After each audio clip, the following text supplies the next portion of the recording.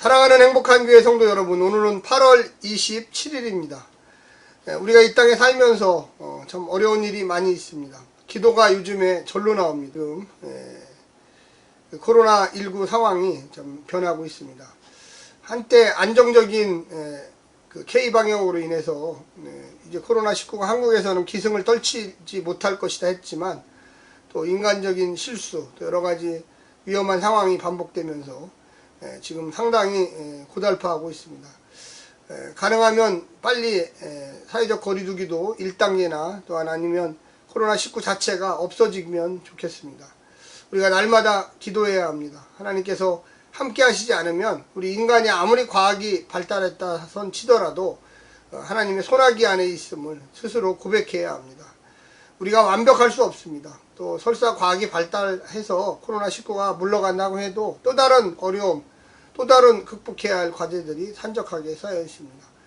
특별히 이번처럼 전 세계를 휩쓸고 가는 이런 전염병, 팬데믹 현상이 참 자주 나타나면 안 되는데, 참 여러 가지 우리 인간이 이 사회와 이 자연을 알면 알수록 정말 하나님의 창조의 오묘하심, 하나님의 그 어떻게 보면 철두철미하신 계획 안에서 우리 인간이 있음을 고백할 수 없습니다. 그럼에도 불구하고 또한 역시 우리 하나님께서 우리에게 주시는, 인간에게 주셨던 지혜, 또 이 창조의 본성, 이건 역시도 또한 중요하다고 생각합니다.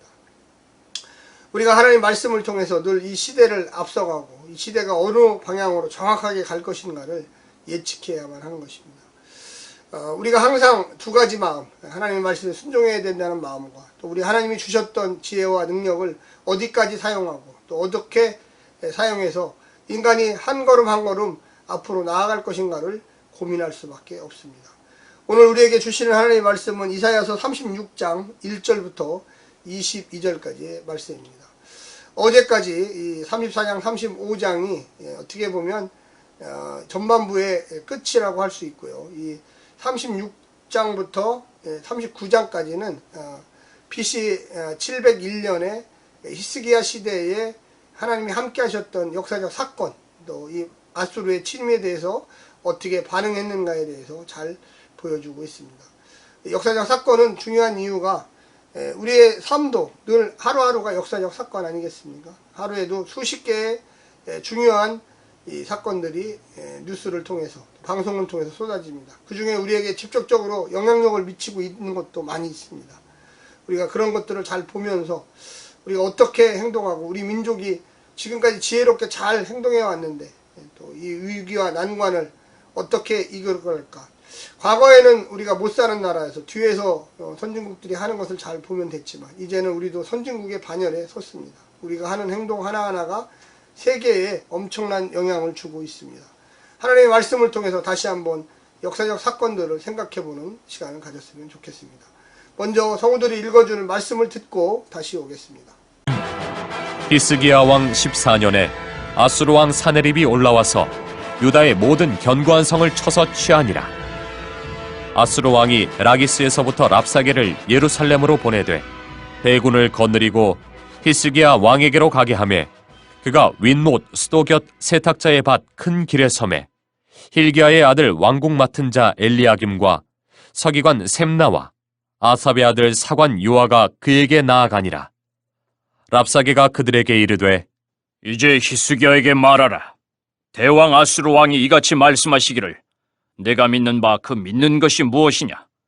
내가 말하노니 내가 좋게 싸울 계략과 용맹이 있노라 함은 입술에 붙은 말뿐이니라. 내가 이제 누구를 믿고 나를 반역하느냐? 보라, 내가 애굽을 믿는도다. 그것은 상한 갈대 지팡이와 같은 것이라. 사람이 그것을 의지하면 손이 찔리리니 애굽 왕 바로는 그를 믿는 모든 자에게 이와 같으니라. 혹시 내가 내게 이르기를 우리는 우리 하나님 여호와를 신뢰하노라 하리라마는, 그는 그의 산당과 제단을 히스기야가 제하여 버리고 유다와 예루살렘에 명령하기를 너희는 이 제단 앞에서만 예배하라 하던 그 신이 아니냐 하셨느니라. 그러므로 이제 청하노니 내 주 아수르 왕과 내게 하라. 내가 내게 말 2000피를 주어도 너는 그 탈자를 능히 내지 못하리라. 그런즉 내가 어찌 내 주의 종 가운데 극히 작은 총독 한 사람인들 물리칠 수 있으랴. 어찌 애굽을 믿고 병거와 기병을 얻으려 하느냐? 내가 이제 올라와서 이 땅을 멸하는 것이 여호와의 뜻이 없음이겠느냐? 여호와께서 내게 이르시기를 올라가 그 땅을 쳐서 멸하라 하셨느니라. 하니라.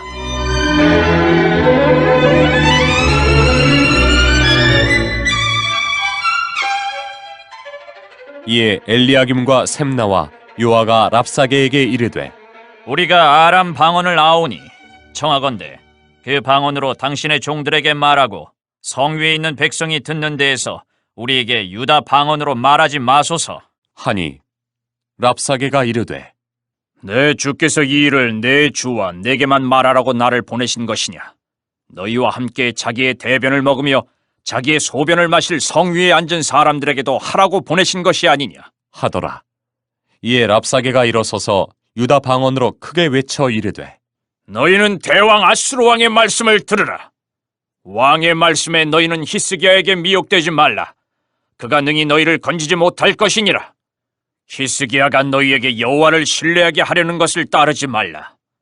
그가 말하기를 여호와께서 반드시 우리를 건지시리니 이 성이 아수르 왕의 손에 넘어가지 아니하리라 할지라도 히스기야의 말을 듣지 말라.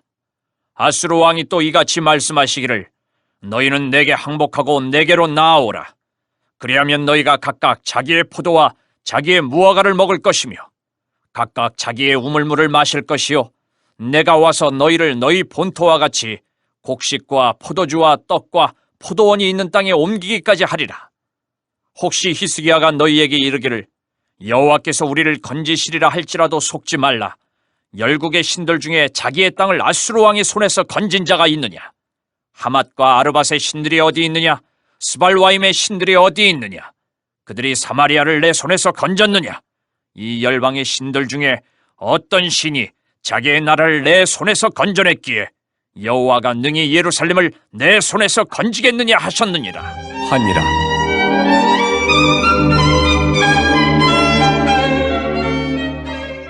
그러나 그들이 잠잠하여 한 말도 대답하지 아니하였으니 이는 왕이 그들에게 명령하여 대답하지 말라 하였음이었더라. 그때 힐기야의 아들 왕궁 맡은 자 엘리야김과 서기관 셈나와 아삽의 아들 사관 요아가 자기의 옷을 찢고 히스기야에게 나아가서 랍사게의 말을 그에게 전하니라. 오늘 본문에 보게 되면 BC 701년에 이 아수르의 왕 사네립이 이 남유다를 침범하는 모습을 보게 됩니다. 항상 이 거대 제국들은 나라가 안정이 되면 이 밖으로 그 힘을 사용해서 자신들의 땅을 넓히는 전쟁을 하게 됩니다. 우리가 보게 되면 이 당시에 이 남유다의 왕은 히스기야였습니다. 근데 어떻게 행동을 했는가? 대조적으로 보면 그의 아버지 이 아하스는 또 어떻게 했는가? 우리가 보게 되면 그 아하스에 대한 이야기가 이 이사야 8장에 잘 나와 있습니다. 그래서 아하스는 이 친 아수르 정책만을 고집했습니다. 그래서 아버지의 정책이었죠. 그러나 이 히스기야는 하나님을 믿고 또 자신만의 세력을 확보하기 위해서 이 사네립이 아수르의 왕인데 이 사네립이 왕으로 등극하기 전에 네 분이 있었습니다. 그의 아버지 살만에셀 사르곤 5세가 그 죽으면서 이 아수르의 어떻게 보면 왕위 쟁탈전이 벌어졌는데 그 기간 동안 이 남유다는 독립을 하기를 원했습니다. 그래서 아버지가 사용했던 아하스가 사용했던 이 조공 바치는 정책을 거부하고 조공을 바치지 않았습니다. 그리고 시리아와 북이스라엘과 아스돗과 함께 힘을 합쳐가지고 이 아수르를 방어해야 되겠다 이런 정책을 폈습니다. 그리고 남유다는 제일 밑에 있었기 때문에 또 거대 제국 이집트하고 연맹을 맺어가지고 동맹을 맺어서 전쟁이 일어나면 우리를 도와달라 이렇게 했습니다. 그런데 생각보다 이 아수르의 왕위 쟁탈전 다음 누가 왕이 될 것인가가 쉽게 끝나버렸어요. 그러면서 왕이 됐던 사람이 사르곤 5세에 이어서 이 사네립이 됐습니다. 그러면서 그동안 우리의 말을 잘 듣던 남유다가 배반을 했기 때문에 이제 그들을 손보러 가자. 그래서 전쟁을 일으켜갖고 오로지 이 남유다를 침범하기 위해서 혼내주려고 이 지금 군대를 일으켜서 쳐들어온 것이죠. 그게 바로 BC 701년입니다. 이때 아수르의 이 장군이 랍사게입니다. 랍사게. 그래서 랍사게가 이제 침범을 했고, 그 침범에 대해서 이쪽에서 남유다 쪽에서 협상 사절단을 보냈어요. 한마디로 워낙 강한 아수르이기 때문에 전쟁을 일으켰다는 것만으로. 그리고 무려 유다 주변, 예루살렘 주변에 있는 46개 성읍, 남유다의 백성들이 다 점령해 버렸어요. 그래서 하나 달랑 남은 게 요새였던 이 예루살렘밖에 없습니다. 그래서 예루살렘만 정복하면 이제 남유다는 없어지는 거예요.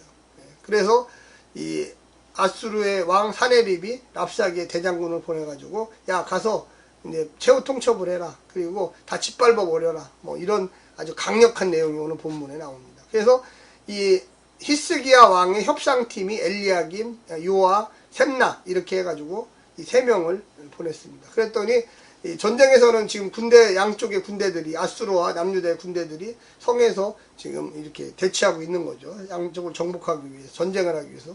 그래서 깃발을 들고 평화협상팀이 간 거예요. 우리가 당신의 말을 다 듣겠습니다. 그런데 이 랍사게가 이야기하는데, 그 당시에 이 공용어였던 아람어, 이 시리아어죠. 시리아를 사용하지 않고 이 랍사게가 상당히 똘똘해가지고 유다의 히브리어를 하는 거예요. 히브리어를. 그러니까 국제 공용어인 영어로 얘기를 해야지, 어떻게 보면 오늘날로 얘기하면 우리 한국 사람들이 물론 영어 하시는 분도 있지만 못 하시는 분이 많잖아요. 못 알아듣는데 이 협상하러 온 이 대장군에게 이 랍사게가 남유다의 몇 사람에게만 얘기하면 되는데, 그게 아니라 이스라엘의 언어 히브리어로 너희들이 항복하지 않으면, 너희가 남유다가 이집트하고 관계를 끊지 않으면, 너희가 하나님을 배신하지 않으면, 그러니까 항복해라 이거예요. 그렇지 않으면 너희 똥을 먹게 되리라. 그러니까 굶겨 죽이겠다는 거죠. 예루살렘 주변을 뺑뺑 싸가지고 너희 똥과 오줌을 물과 와서 먹을 게 없게 만들겠다. 그래서 이 협상팀으로 갔던 이 엘리야김, 셈나, 요아가 제발 우리나라 말로 얘기하지 마시고 좀 못 알아듣는 시리아 국제어로, 좀 영어로 좀 얘기 좀 해주세요. 영어는 없는데 하여튼 이 백성들이 못 알아듣는, 자기네나 말 못 알아듣는 말로 얘기를 해주십시오. 이렇게 얘기를 합니다. 그 핵심은 아까도 말씀드렸지만 하나님을 섬기지 말아라. 또 이집트를 의지하지 말아라. 우리만을 의지해라. 그래가지고 이때 히스기야가 항복을 하고 어마어마한 돈을 주었습니다. 그래서 그 당시에 어느 정도로 이 돈을 이제 배상금을 냈죠. 또 그 다음에 한마디로 적기 때문에 금 30달란트, 은 300달란트. 그러니까 어마어마한 돈을 물어줬어요. 그래서 이제 우리가 어떻게 보면 벌칙금 내듯이 대제국 아수르를 배신한 대가. 그러면서 전쟁은 하지 않았습니다. 근데 원래 히스기야가 아버지가 했던 산당을 섬기고 아하스가 했던 거를 종교개혁을 했죠, 사실은. 그러면서 내일까지 이 38장까지 오늘 36장이네요. 죄송합니다. 36장부터 38장까지 이사야가 나와서 예언을 하고, 다시금 이 랍사게와 또 히스기야와 또 사네립이 어떤 식으로 대화를 하는지 계속 반복해서 나옵니다. 결과적으로 얘기해서 전쟁은 일어나지 않았고, 사실 뺏기지는 않았어요. 예루살렘은 다른 데는 다 뺏겼어요. 그래서 나중에 돌아가요. 그래서 하나님이 또 은혜를 주셔가지고 이 사네립이 갑자기 철군하게 하는데, 하나님을 의지해라. 이사야의 핵심은 이 37장에서 나오지, 하나님을 의지해라. 하나님께서 너희를 대신하여 싸우리라, 이런 이야기가 나옵니다.